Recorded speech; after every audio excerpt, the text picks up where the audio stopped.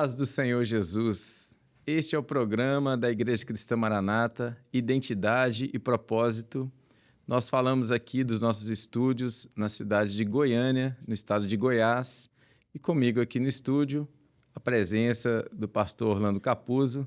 Aqui um cumprimento, a paz do Senhor, pastor Orlando. A paz do Senhor, pastor Fabiano, e a paz do Senhor a todos que nos assistem. Amém. Sim. Temos hoje também uma presença muito especial da nossa irmã Vera Abdo, irmã Vera que é psicóloga. Irmã Vera, a paz do Senhor Jesus. A paz do Senhor Jesus. Amém. O tema do nosso programa é a consciência.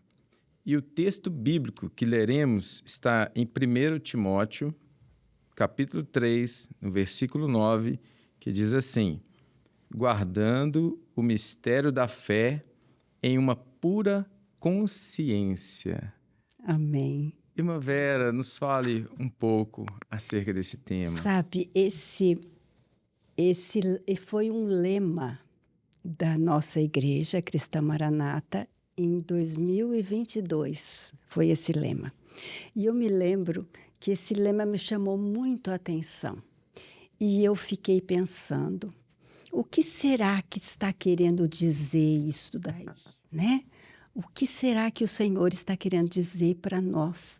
Em 2022, nós estávamos vivendo a pandemia, lembra? Sim. Né? E as pessoas ficaram mais reclusas em casa.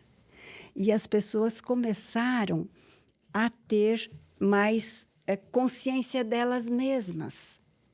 Porque as coisas foram ficando difíceis para todos nós. E aquilo que nós vivíamos, nós começamos a viver muito diferente. Porque nós saíamos de casa, ficávamos o dia todo trabalhando, chegávamos em casa à noite, né? Daí conversa um pouquinho, come, toma banho, vai para a igreja, dorme. Mas daí nós ficamos reclusos com os nossos familiares dentro de casa. E eu comecei a perceber naquele momento que os nossos defeitos começaram a aflorar, porque a gente foi ficando muito junto, né? E as coisas foram ficando mais difíceis. E eu entendi por que o Senhor deu esse lema naquele ano. Porque nós precisávamos que a nossa consciência tomasse o inconsciente e para que nós pudéssemos melhorar como seres humanos. Não é? Então, esse texto, para mim, ele é maravilhoso. Porque, em primeiro lugar, quando você não sabe os seus defeitos, todo mundo vê. Agora, quando você conhece os seus defeitos, ninguém mais vê, pastor. Ninguém mais vê.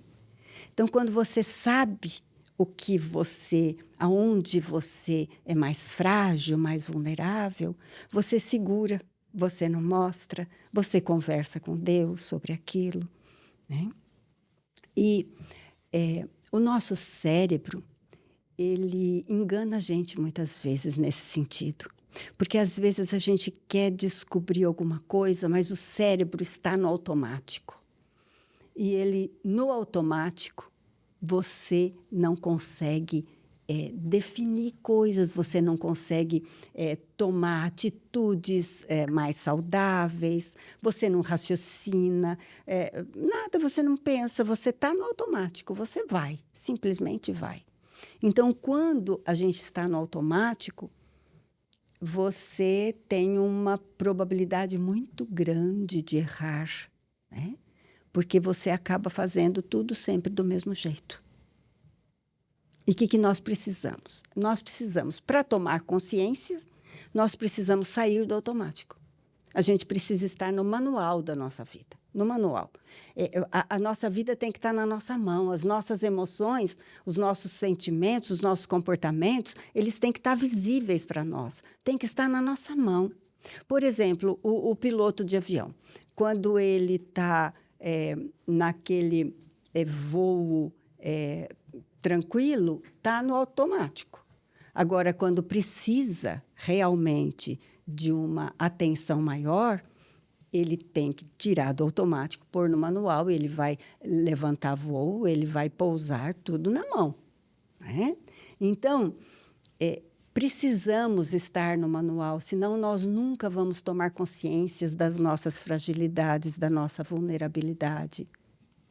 Não é? Sim. Então, o que nós precisamos? Nós temos algumas estratégias para sair do automático. Uma delas, eu gosto muito dessa, que ela é bastante nova para nós. Todo mundo fala muito da respiração, né? E a respiração é uma coisa muito, muito, muito, muito interessante para sair do automático. Por quê? Porque o cérebro, ele faz uma coisa de cada vez. Ele não gosta de fazer um monte de coisa. Porque quando faz muitas coisas, as gavetinhas abrem todas, elas não fecham e a gente fica perdido, né?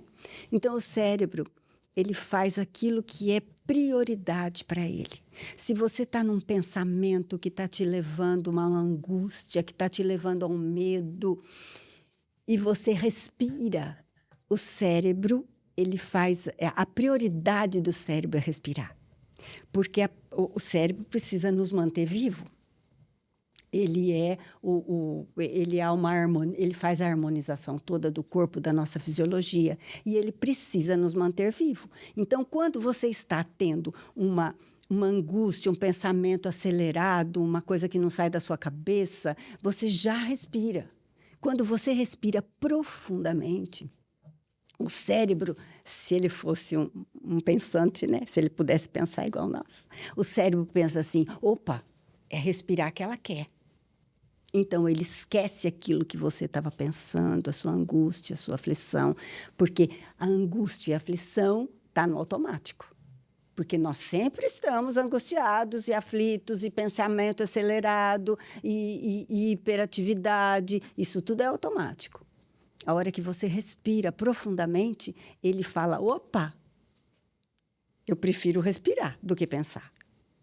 Certo? Inclusive, tem um exercício de PNL, Programação Neurolinguística, e o ponto de partida é você zerar os seus pensamentos. Como é que você zera pensamento?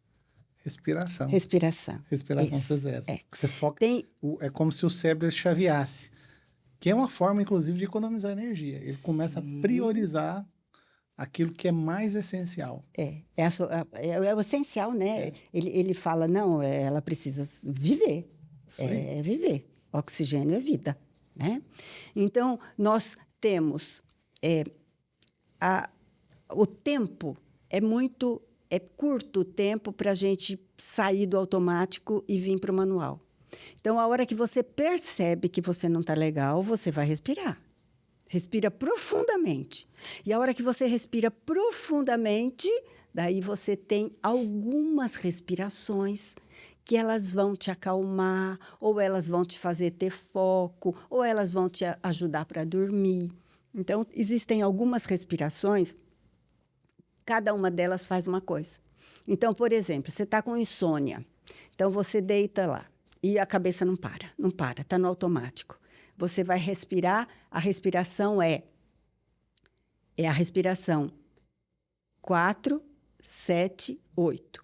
A respiração 4, 7, 8, ela vai te relaxar a ponto de você rapidamente dormir. O que é 4, 7, 8? Você inspira 4, segura 7 e solta 8. O tempo. O tempo. Eu vou fazer. Segundos. Olha aqui. 4 segundos, 7 segundos, 8 segundos. Então, você vai fazer isso aqui, ó. 2, 3, 4. 3, 4, 5, 6, 7. Pode até contar, né? Você pode até contar. Sim. Então, você vai fazer 4, 7, 8. Eu, por mim, quando eu estou meu cérebro muito acelerado, eu quero dormir, eu faço umas 3 vezes. A quarta eu já nem sei que eu fiz, que eu já estou dormindo.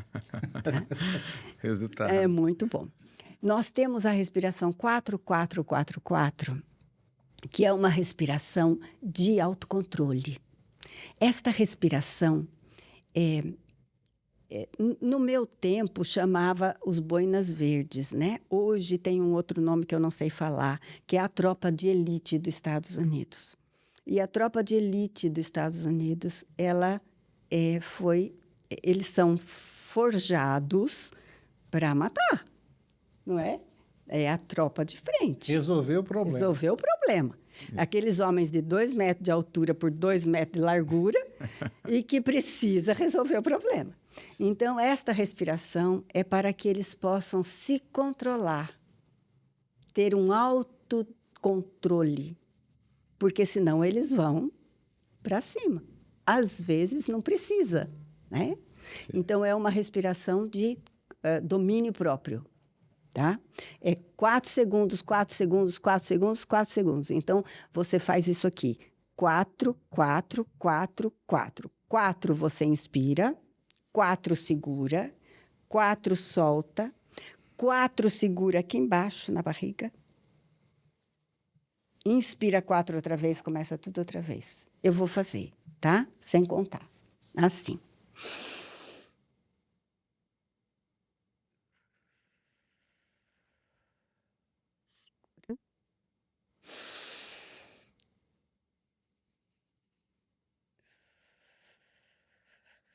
Segura.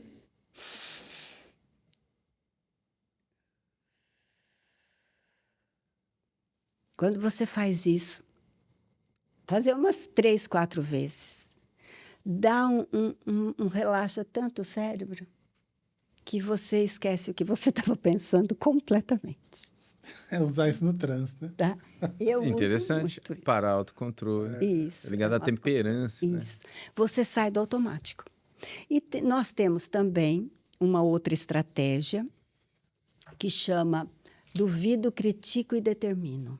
Essa vem da neurolinguística e ela fala de algumas palavras que são comandos para o cérebro. Então, quando você está tendo um pensamento que você vai acabar chegando num lugar ruim com aquele pensamento, então você já fala para o seu cérebro, duvido que eu estou pensando isso, duvido que eu estou sentindo isso. E daí, logo em seguida, você vem com o critico. Isso não vai me levar a nada. Né? Então, eu gosto de pensar assim, não vai me levar a nada mesmo, porque se eu fosse ganhar $1 milhão, eu até continuava. Mas eu não vou ganhar nada com isso, não é? Daí você fala, para.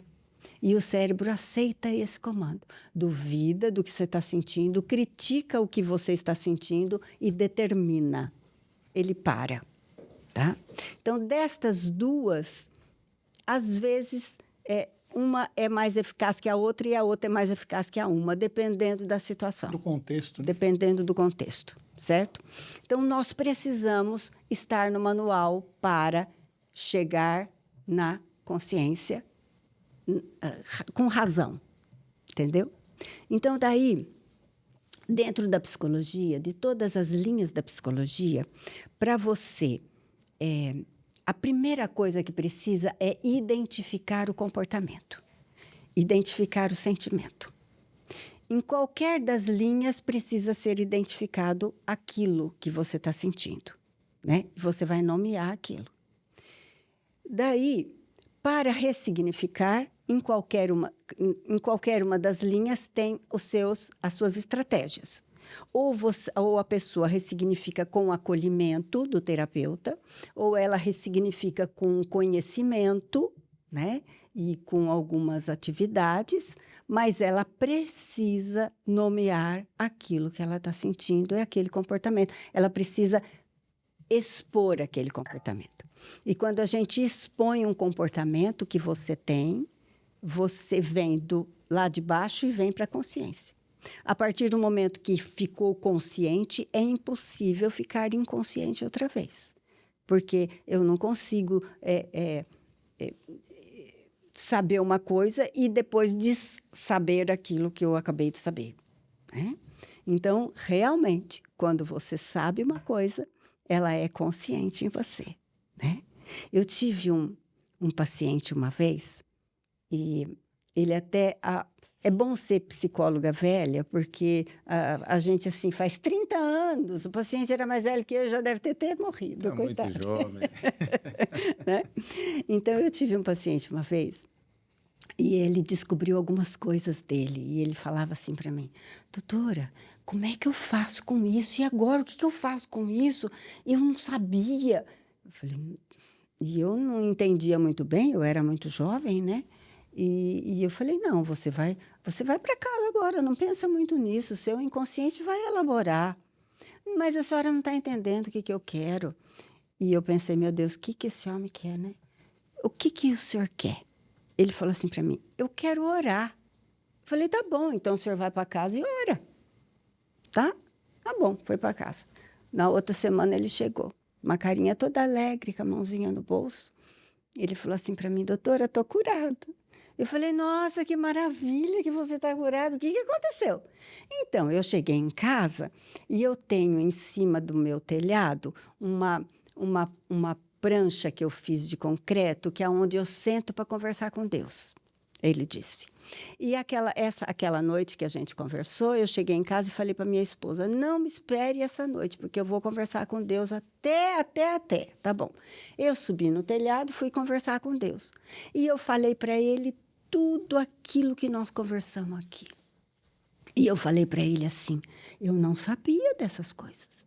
Como é que era uma coisa minha e eu não sabia, Senhor? E daí eu não sei o que fazer com isso. Eu não sei. O Senhor faz para mim, porque eu não sei fazer. Orei, fui dormir. Acordei, doutora, eu estava maravilhoso, eu estava feliz, eu estava em paz, eu estava alegre. E eu falei, nossa, que coisa boa, né?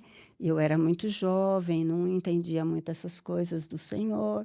E daí eu falei para ele, o que o senhor acha que aconteceu? Ele falou, mas então, o Senhor fala para a gente que a gente não recebe porque a gente não sabe pedir. E eu pedi tudo verdadeiramente, numa pura consciência. E eu falei tudo aquilo que a gente descobriu aqui, e eu falei para ele. E daí ele resolveu tudo para mim numa noite enquanto eu dormia. Falei, glória a Deus, que coisa boa. Eu aprendi muito com aquele homem. Ele nunca soube disso, que eu aprendi com ele. Mas então é assim. A gente precisa dessa pura consciência. Precisa da verdade nossa, né? E a verdade, ela é uma coisa que ela traz... A verdade, ela traz muita dificuldade, muitas vezes, né? Ela traz um pouco de angústia, um pouco de medo, mas a verdade, ela é ressignificada na nossa vida, porque a gente muitas vezes mente para a gente mesmo. Né? Sabota, né? Sabota. Você quer achar que né? Olha, o que fez para mim, né? Eu estava conversando com o diácono aqui, um pouquinho antes da gente entrar, e a gente estava falando sobre a humildade. Se não tiver humildade, pastor, você não tem a consciência, você não consegue conscientizar das coisas que você tem. Né? Aquilo que nós falamos. Os seus defeitos, se você conhece os seus defeitos, ninguém mais vê. Agora, se você não conhece, todo mundo vê. Então, a gente precisa de humildade. E o que é a humildade? Humildade é... Quando eu descobri o que era humildade, foi no dicionário Aurélio, porque não tinha internet naquele tempo. E eu fui lá no dicionário ver o que era humildade. Humildade, no dicionário Aurélio, diz assim, dentre outras coisas, fala assim, a extensão, humildade é a extensão do seu conhecimento sobre as suas próprias fragilidades. Isso é ser humilde.